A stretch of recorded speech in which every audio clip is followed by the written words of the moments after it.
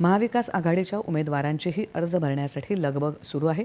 वायव्य मुंबई मतदारसंघासाठी शिवसेना उद्धव बाळासाहेब ठाकरे पक्षाच्या अमोल कीर्तीकर यांनी आज उमेदवारी अर्ज भरला। असलम शेख, आमदार अनिल परब यांच्यासह महाविकास आघाडीचे कार्यकर्ते मोठ्या संख्येने यावेळी उपस्थित होते। या मतदारसंघात कीर्तीकर यांचा सामना शिवसेनेच्या रवींद्र वायकर यांच्याबरोबर होणार आहे। एखादा जेव्हा लढाईला सुरुवात करतो त्यावेळेला थोडंसं दडपण असतंच, परंतु उद्धव साहेबांचा विश्वास आणि महाविकास आघाडीच्या सर्व नेत्यांनी पदाधिकाऱ्यांनी जो माझ्यावरती विश्वास दाखवला त्या विश्वासाला पात्र असं काम नक्कीच माझ्या माध्यमातून होईल। मला असं वाटतं की जेव्हा वैचारिक लढाईला आपण उतरत असतो तेव्हा समोर कोणी असलं तरी आपल्याला त्याला वैचारिक 2 हात करायचे असतात आणि त्या पद्धतीने आम्ही करू हा माझा विश्वास आहे। उत्तर मुंबई मतदारसंघासाठी काँग्रेसचे भूषण पाटील यांनी आज उमेदवारी अर्ज दाखल केला।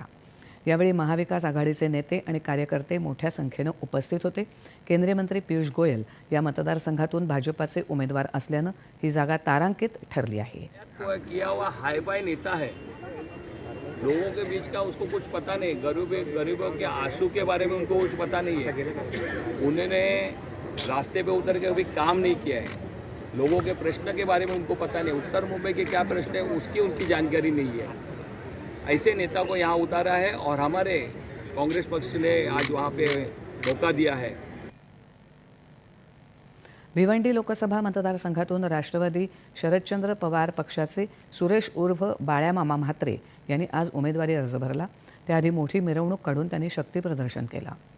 पालघर मतदारसंघासाठी शिवसेना उद्धव बाळासाहेब ठाकरे पक्षाच्या भारती कांबडी यांनीही आज उमेदवारी अर्ज दाखल केला।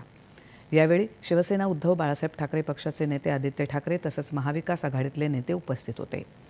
कल्याण लोकसभा मतदारसंघातून संयुक्त भारत पक्षाचे उमेदवार संभाजी जाधव यांनीही उमेदवारी अर्ज आज दाखल केला।